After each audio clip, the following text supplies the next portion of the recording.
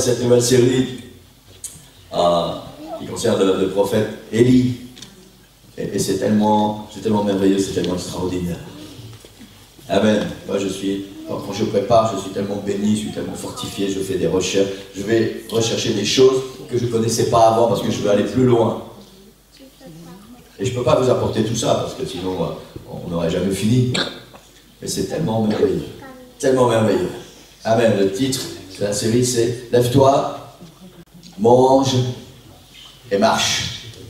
Amen. Et le titre de la prédication de ce matin, c'est « Veille sur ton âme ». Veille sur ton âme. On va faire une lecture qui va nous accompagner tout au long de cette série dans 1 Roi chapitre 19, versets 5 jusqu'à 8. Première lecture, il se coucha, donc on parle d'Élie, il se coucha et s'endormit sous un genêt. Voici un ange le toucha, lui dit « Lève-toi, mange ». Et regarda, il y avait à son chevet un gâteau cuit sur des pierres chauffées et une cruche d'eau. Il mangea et but, puis se recoucha. L'ange de l'Éternel vint une seconde fois, le toucha et dit « Lève-toi, mange, car le chemin est trop long pour toi. » Il se leva, mangea et but, et avec la force que lui donna cette nourriture, il marcha 40 jours et 40 nuits, jusqu'à la montagne de Dieu, à Horeb. Seigneur, bénis ta parole ce matin, oins ta parole, Seigneur, de ton esprit, oins ton serviteur, Seigneur, et oins ton Église, que nous puissions ensemble, Seigneur, découvrir ta parole, la comprendre, la méditer, la mettre en pratique, et qu'elle puisse nous aider à grandir et à marcher avec toi, pour aller plus loin, parce que le chemin est encore long, et nous avons besoin de ta parole, qu'elle vienne nous fortifier, pour continuer d'aller de l'avant. Dans le nom de Jésus, nous prions. Amen. Amen. Gloire au Seigneur. Je vais prendre place. On a vu la semaine dernière que le prénom Élie signifie « Mon Dieu est Yahvé ». Yahvé, c'est le nom du Dieu d'Israël. C'est le nom de Dieu, en fait. Yahvé, c'est son nom. Et Élie veut dire « Mon nom est... Mon Dieu, pardon. Mon Dieu est Yahvé ». Et plus j'étudie sur la vie d'Élie, et plus je me rends compte que je ne sais pas quelles circonstances ont fait que ses parents lui ont donné ce nom-là. Mais en tout cas, Élie, c'était plus qu'un nom, c'était un état de vie pour lui. Son Dieu, c'était Yahvé, et tout ce qu'il a fait, tout ce qu'il a dit, tout ce qu'il a traversé, et tout ce qui concerne la vie d'Élie, démontre que son Dieu, c'est Yahvé, et toute sa vie était consacrée et dévouée à son Dieu. Amen. Qui est le même que le nôtre. Yahvé, l'éternel.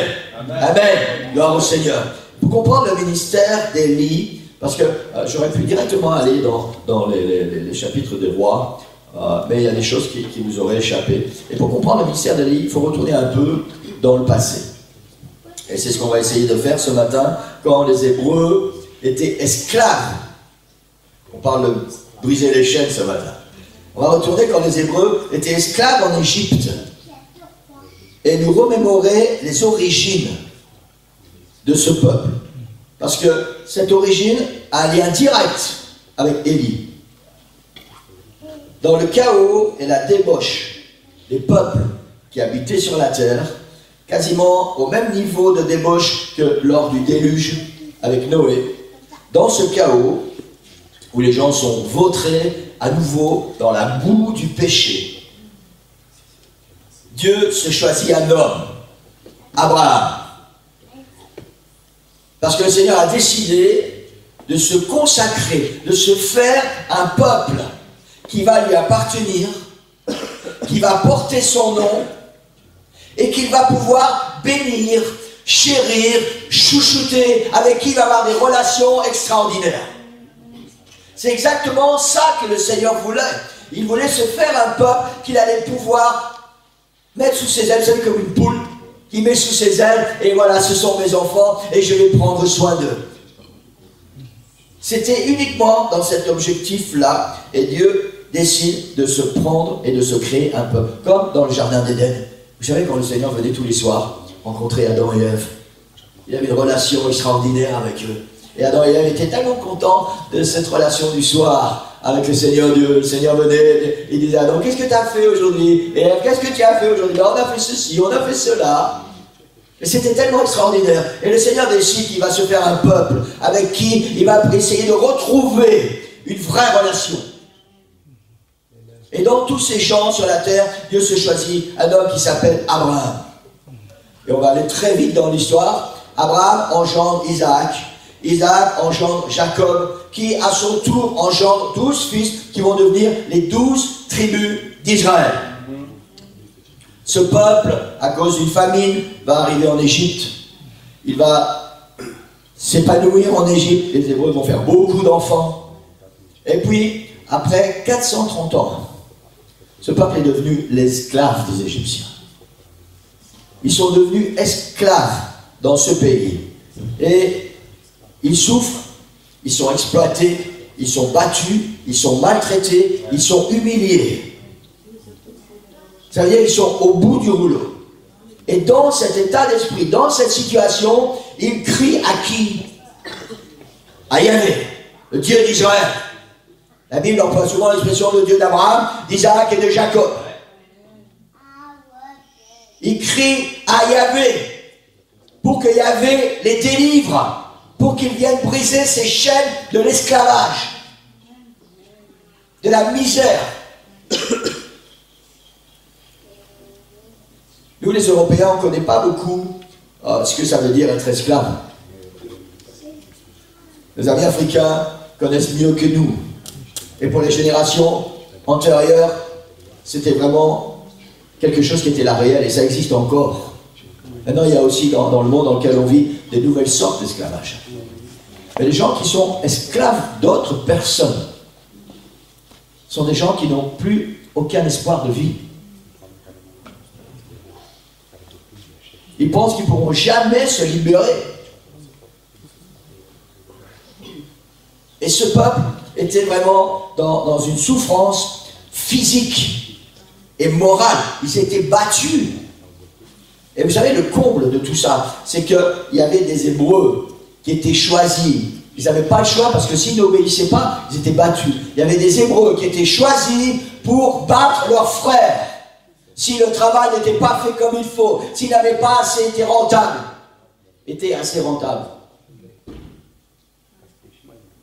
leurs propres frères. Et c'est ça, c'était cet état d'esclavage. Et dans cet état d'esclavage, ce peuple crie à Yahvé. Et le Seigneur envoie Moïse, qui va révéler la grandeur de l'Éternel au travers des prodiges et des miracles qui vont se produire.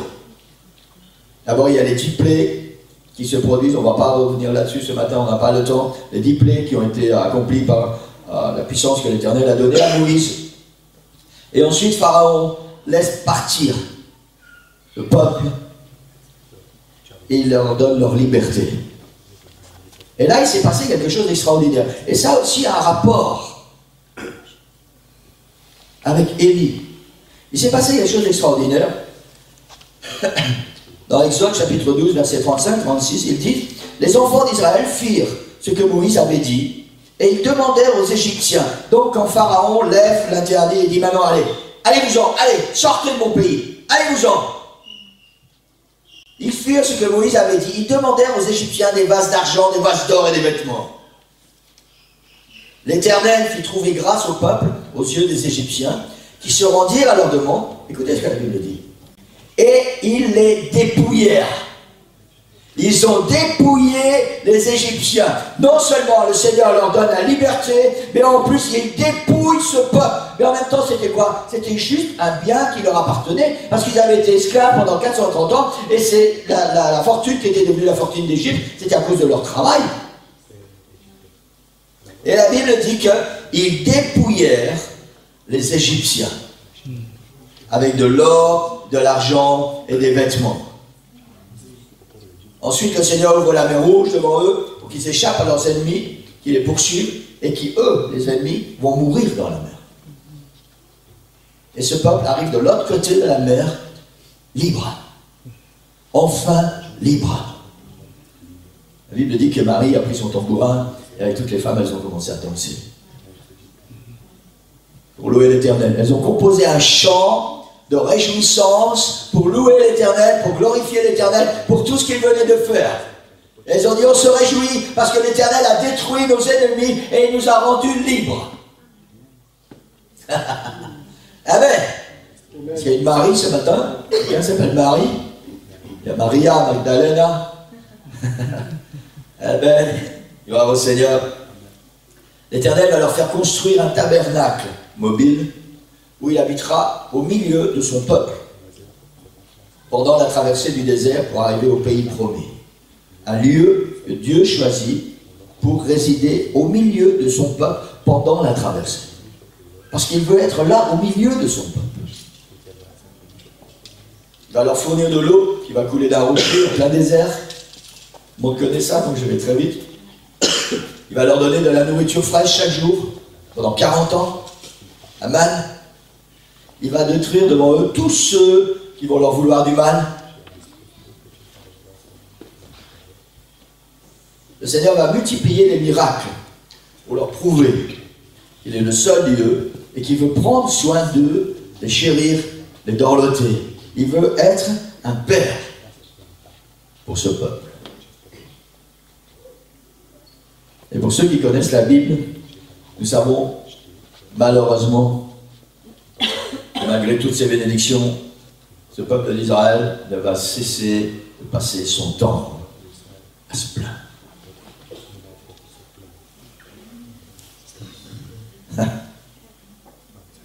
Vous savez, c'est étrange. Mais je connais une génération de chrétiens du 21e siècle qui ressent étrangement le peuple d'Israël qui était dans le désert.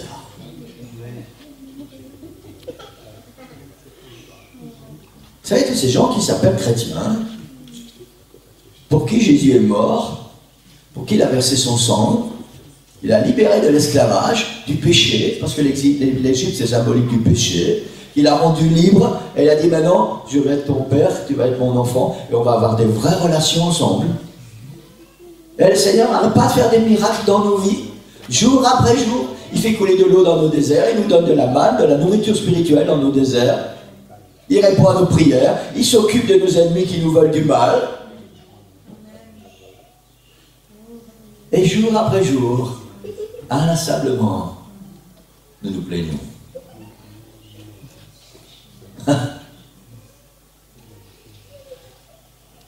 L'Ecclésiaste a dit ce qui a déjà existé, ce qui existe maintenant a déjà existé.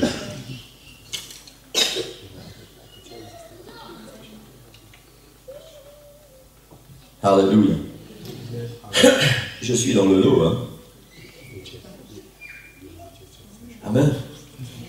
Quand le Seigneur ouvre la mer, et je passe à sec et mes ennemis sont détruits derrière moi, quand j'arrive de l'autre côté, je prends un tambourin, je sais pas, au niveau spirituel, je prends un tambourin, je me réjouis, je dis, ah merci Seigneur, et puis je fais une journée de marche dans le désert, puis j'ai soif, je dis, Seigneur, qu'est-ce que je fais dans le désert? J'ai soif, il n'y a pas d'eau. C'est ce que faisait ce peuple. Dès la première difficulté, dès le premier problème, Seigneur, qu'est-ce qui se passe là? Je marche avec toi, hein, Seigneur, je t'ai loué, je t'ai donné ma vie, et là, il n'y a pas d'eau, j'ai soif.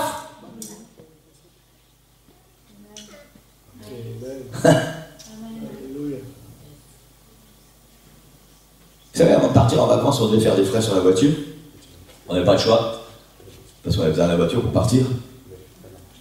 Parce que nos enfants nous avaient payé un bon voyage, et on devait faire ce voyage.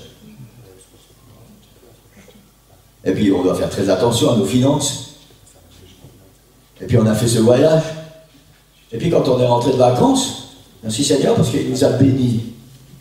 Parce qu'en revenant les 200-300 derniers kilomètres, parfois la voiture faisait des trucs bizarres. Mais on est arrivé à bon port. Ça, c'était samedi soir. Et dimanche matin, je démarre la voiture, elle démarre toute seule. Je fais 500 mètres. Puis j'ai dû me garer, j'ai essayé de redémarrer, et il n'y avait plus rien sous la pédale d'accélérateur, il n'y avait plus rien. Et puis, à force d'insister, j'ai arrivé jusqu'ici à l'église. Ça, c'était le dimanche matin. J'ai dit, Seigneur, il faut que j'aille à l'église, alors on va jusqu'à l'église avec la voiture. Et on est arrivé jusqu'à l'église, et puis c'était son dernier voyage. ce jour-là. Et vous savez quoi? Au lieu de dire, Seigneur, merci, parce que ça aurait pu nous arriver hier sur l'autoroute, on était vraiment dans la misère, la voiture était chargée, il y avait les vélos derrière, et il commençait à pleuvoir, et on était vraiment dans la misère. Ah, Seigneur, tu sais bien qu'on n'a pas de sous pour réparer la voiture, qu'est-ce qu'on va faire?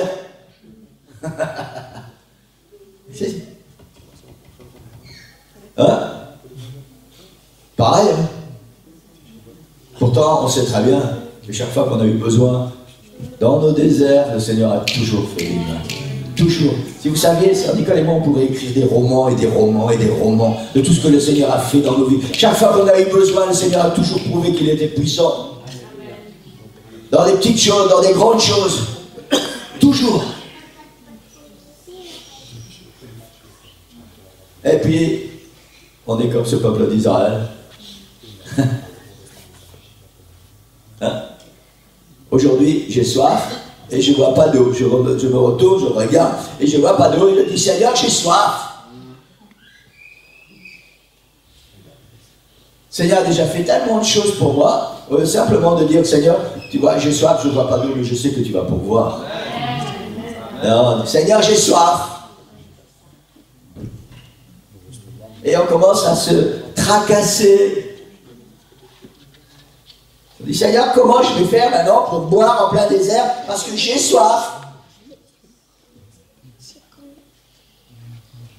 Hein?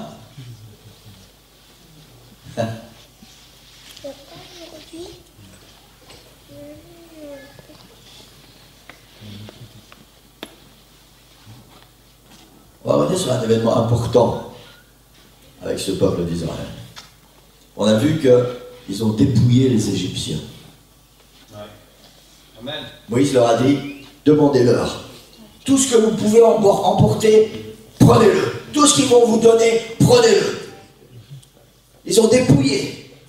Et c'est symbolique. Ils ont pris l'or, l'argent et les vêtements. Ce qui était précieux à cette époque.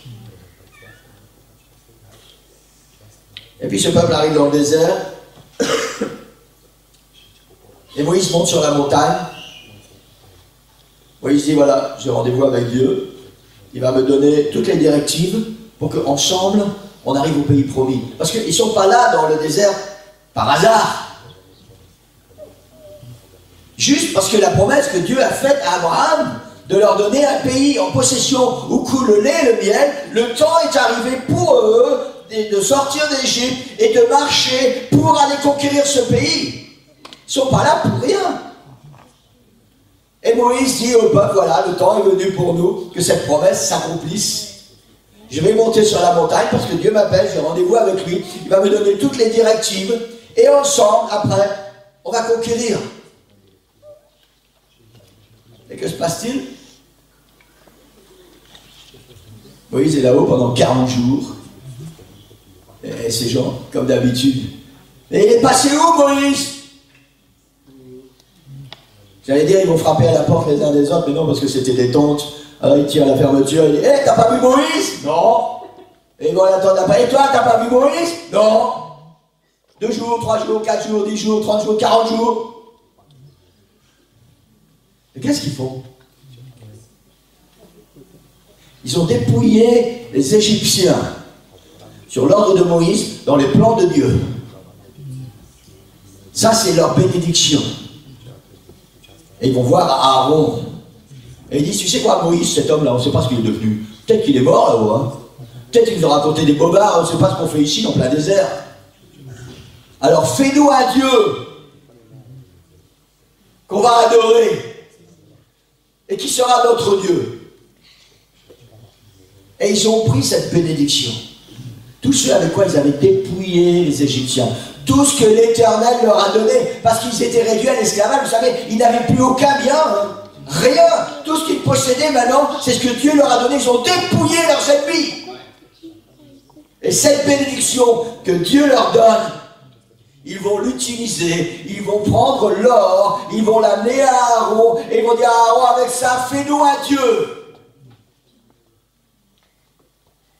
Et ils ont commencé à adorer ce Dieu, ce veau d'or.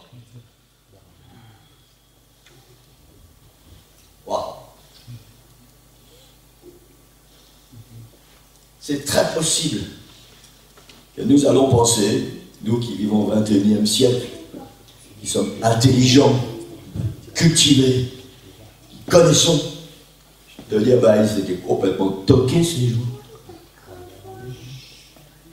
Hein? En plus de l'or. Moi, si on me donne beaucoup d'or, je vais faire autre chose que faire un veau pour l'adorer, hein, croyez-moi.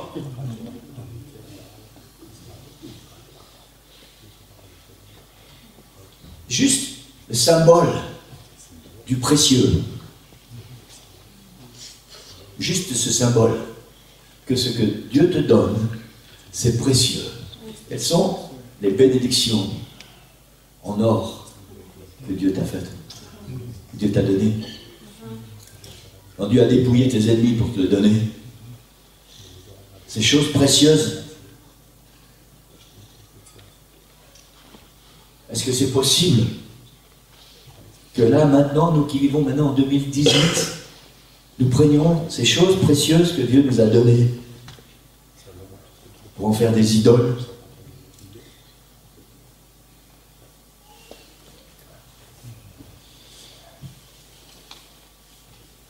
Amen. C'est quoi cet or que Dieu nous a donné? Attends, hier on a fait l'hommage du pasteur Tchula. Vous savez, c'était un homme qui avait un zèle, j'allais dire excessif, mais sans retenue, sans mesure. Je me souviens un jour, on était à Mons, et on était en train d'évangéliser juste avant une réunion avec l'église du pasteur Stéphane. Et puis on avait fait des équipes de deux, et le pasteur Tchula avait dit, toi tu es avec moi. Ok, j'étais avec lui. Eh ben, je l'ai déjà dit, je suis assez timide, contrairement à ce que vous pouvez croire ou ce que je laisse croire, je suis assez timide. Et je ne sais pas aller comme ça, parler aux gens, et on distribuait les invitations. Donc j'essayais, lui il était un peu à côté, moi j'étais là, j'essayais de trouver plus discrètement, vous savez, pour donner les invitations. Et lui était là dans les rues, monsieur, madame, et à un moment il accoste une dame, et il dit, madame, elle dit, non, j'en veux pas, si, c'est une réunion, et il commence à expliquer ce que c'est, non, j'en veux pas, mais je vous invite personnellement, il a dit. Et la dame elle a dit, ah alors si vous m'invitez personnellement,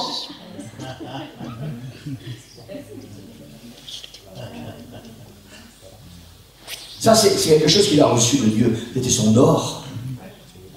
Mais il a mis son or au talent de Dieu, sa bénédiction il a mis au talent de Dieu. Quel est cet or? Quel est cet or dont Dieu a dépouillé tes ennemis, dont il a dépouillé les Égyptiens pour te le donner? Et qu'en fais-tu? Qu'en fais-tu? Dans la suite de l'histoire du peuple d'Israël, on verra qu'ils ont utilisé une partie de l'or, parce qu'ils n'avaient pas tout donné à Aaron, mais heureusement, merci Seigneur, ils ont utilisé une autre partie de l'or pour construire le tabernacle. Et que fais-tu de l'or que l'Éternel te donne? Que fais-tu des bénédictions que l'Éternel te donne? Que fais-tu des talents que Dieu te donne? Vous savez, quand je vois Jean-Paul et Lydia, je suis toujours en admiration devant des gens qui savent aller comme ça dehors et parler, et presque à prier avec les gens sur le trottoir. Moi, je ne sais pas faire ça. Je ne sais pas le faire, je suis désolé. Derrière un pupitre, autant que vous voulez. Mais dans la rue, je ne sais pas. Et je suis en admiration. Et je suis reconnaissant au Seigneur qu'ils ont décidé de revenir à l'église de Nivelles pour travailler dans l'évangélisation, parce que c'est ce qui manquait à notre église. Et c'est un talent. Et merci Seigneur, parce que cet or qu'ils ont reçu, ils le mettent au service de Dieu. Et la question pour chacun de nous ce matin est cet or que Dieu t'a donné. Qu'en fais-tu? Qu'en fais-tu?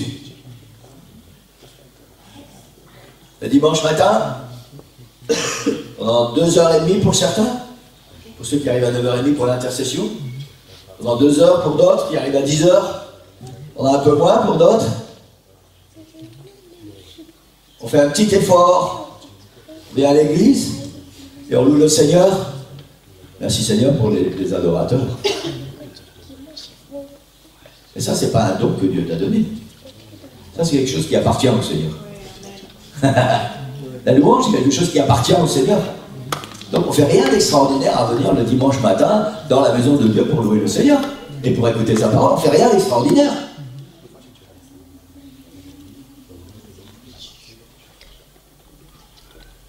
On parle des dons que Dieu nous a donnés, des talents que Dieu nous a donnés, pour que son royaume grandisse, avance.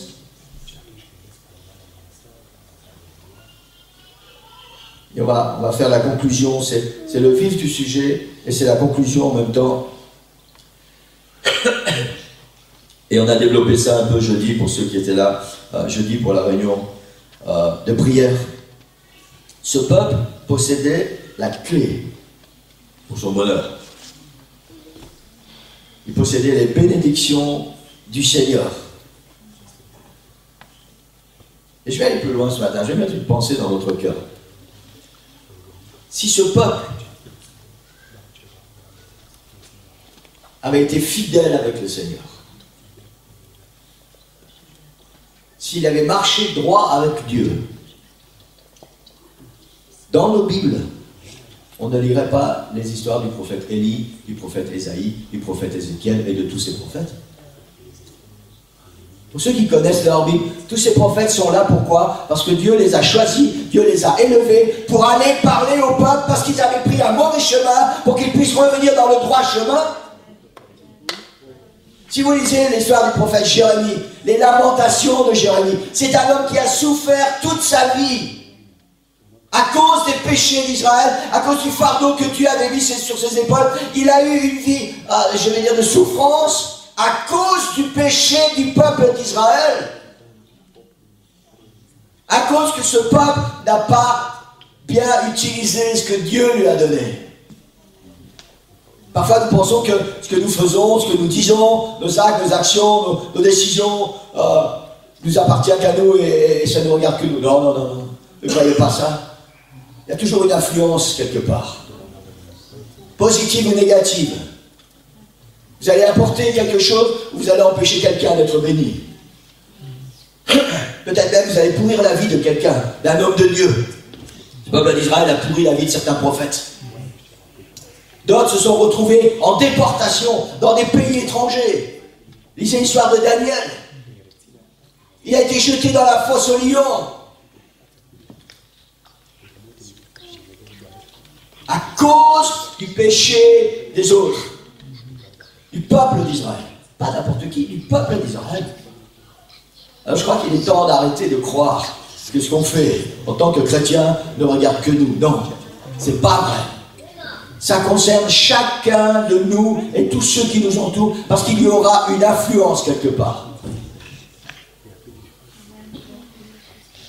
En bien ou en mal. Ou peut-être que quelqu'un va attendre après cet or que Dieu t'a donné, parce que lui en a besoin, et comme tu vas en faire une mauvaise utilisation, cette personne ne sera jamais bénie.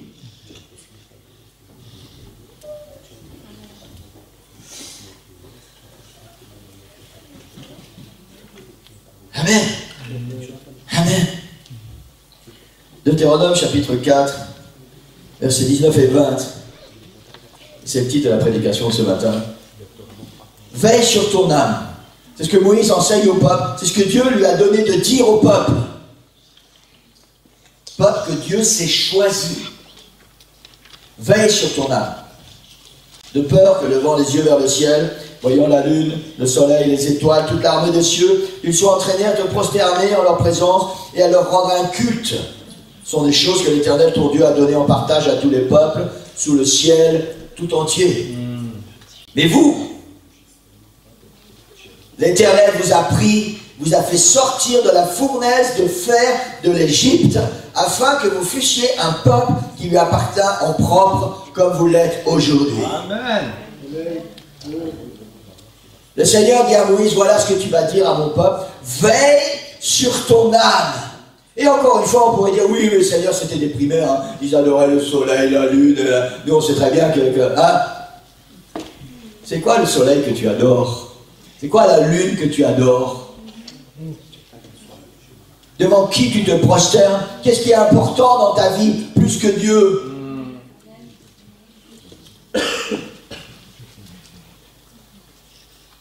On a tous une lune quelque part, si vous me permettez. un soleil qu'on adore, des astres. Ces gens-là, ils n'avaient pas, à cette époque-là, ils n'avaient pas l'intelligence de savoir que tout ça fait partie de notre système. Ce qui nous concerne ce matin, c'est cette parole. Veille sur ton âme. C'est bien précieux que Dieu t'a donné. Veille sur ton âme. Et pour terminer la méditation de cette semaine, Deutéronome chapitre 6, versets 12 à 15. Ce peuple a traversé le désert pendant 40 ans. Il a vu la gloire du Seigneur pendant 40 ans. Tous les miracles que l'Éternel a fait pendant 40 années. Et ils sont arrivés à la porte du pays promis.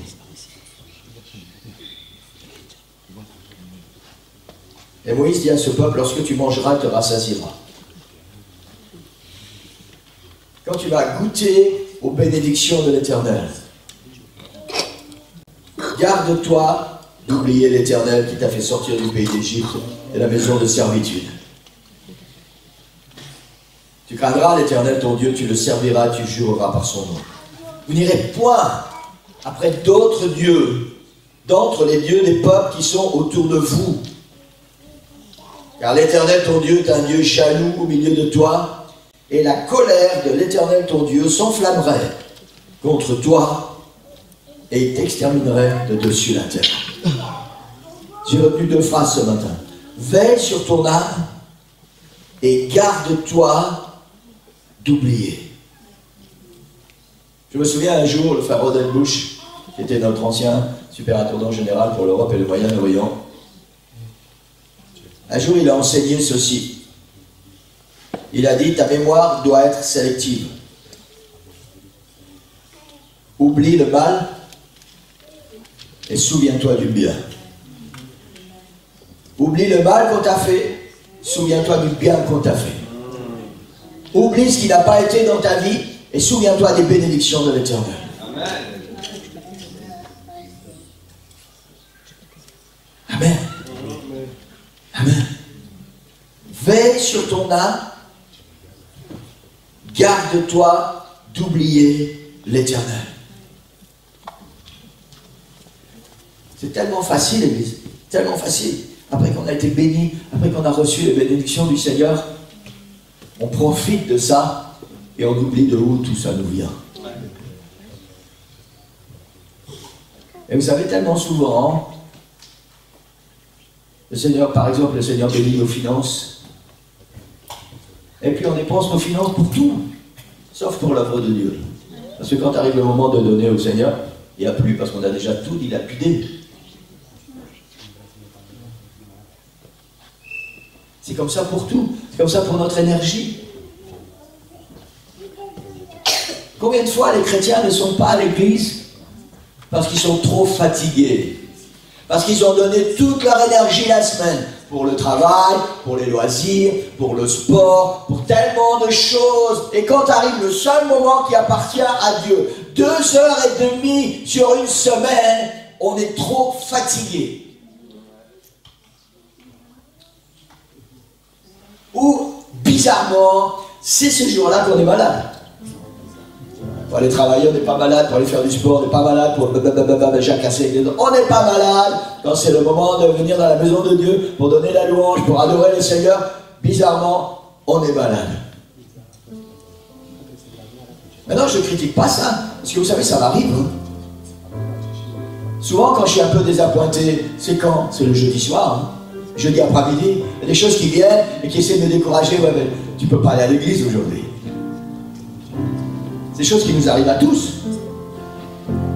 Quand on est samedi soir et qu'on ne se sent pas vraiment bien et qu'on passe une mauvaise nuit, on est enrhumé, on a mal à la tête, on est grippé, et on dit oh, je ne serai pas allé à l'église. Demain,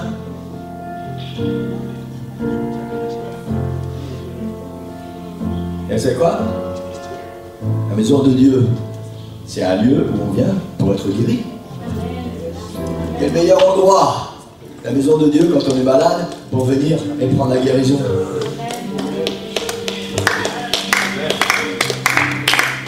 Amen. Veille sur ton âme, la Bible dit. Garde-toi d'oublier. Et je crois que c'est très important. Vous savez, il va arriver un moment où on aura tellement oublié ce que le Seigneur a fait pour nous. On aura tellement oublié tous ces vases d'or, ces vases d'argent que le Seigneur nous a donné pour lui construire un temple.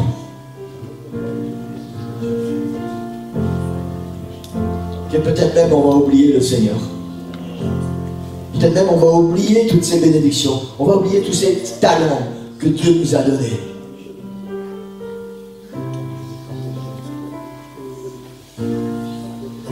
Est-ce qu'on peut se mettre debout ce matin, Église?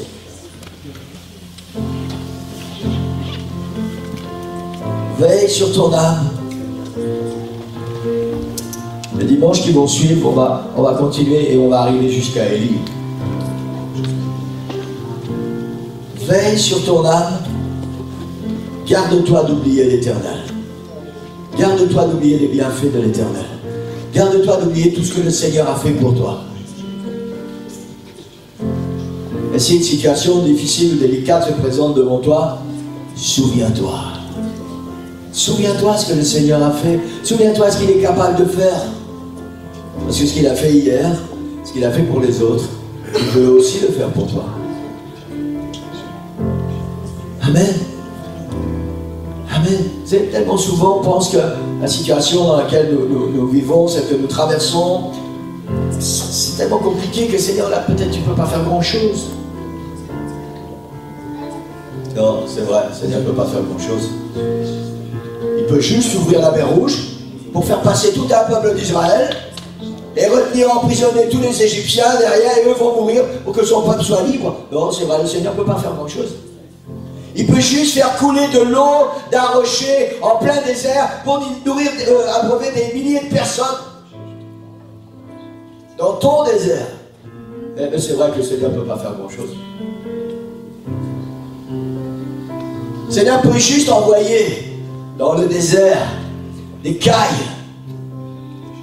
sur une épaisseur comme ça, de la viande que le peuple a réclamée en plein désert. Non, le Seigneur ne peut pas faire grand-chose.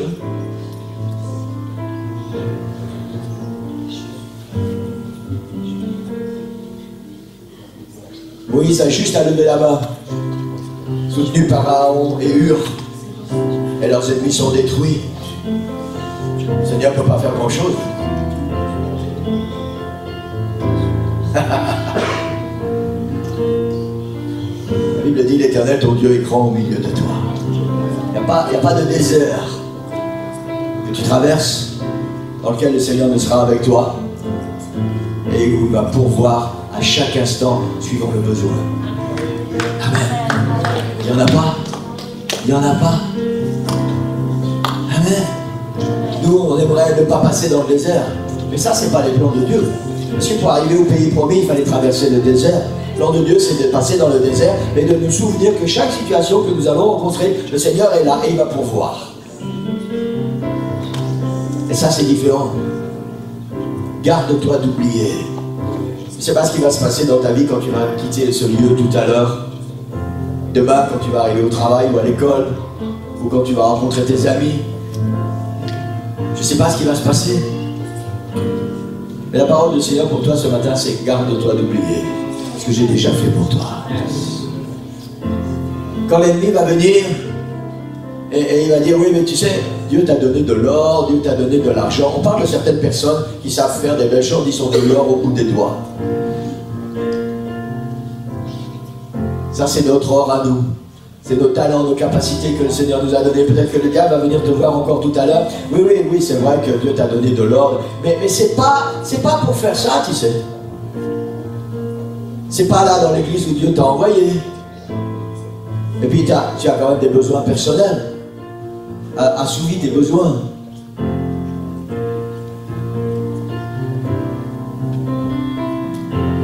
Avant que le peuple d'Israël ne sorte d'Égypte, l'Éternel savait qu'ils auraient besoin d'or et d'argent pour construire le tabernacle. Ce lieu où Dieu allait habiter au milieu de son peuple pendant toute la traversée du désert. Et cet or que Dieu t'a donné, c'est pour construire un tabernacle dans ta vie, là où Dieu t'a placé, là où le Seigneur a sa présence, pour qu'il soit utile. Amen. Garde-toi d'oublier tout ce que l'Éternel a fait. Veille sur ton âme. Veille sur ton âme. Un peu plus loin dans cette série, nous allons voir à quel point le peuple d'Israël, le peuple de Dieu, vous savez, il y a un paradoxe là, c'est le peuple de Dieu, mais il était vautré dans la boue, comme des porcs. Parce que c'est les porcs qui se vautrent dans la boue. Vous pouvez laver un cochon, la première chose qu'il va faire, c'est aller chercher de la boue et se rouler dedans.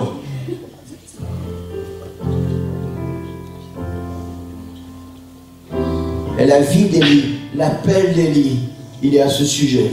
Parce que le peuple de Dieu était vautré dans la boue. Et le Seigneur parle, il dit, veille sur ton âme. Fais attention. Mon sang qui a coulé à la croix, il a coulé pour te laver, pour te purifier, pour que tu sois beau, pour que tu sois belle, pour que tu sois bien. Alors veille sur ton âme. Garde-toi d'oublier tout ce que le Seigneur a déjà fait. Et fais pour que ta vie soit en accord avec ces dons du Seigneur.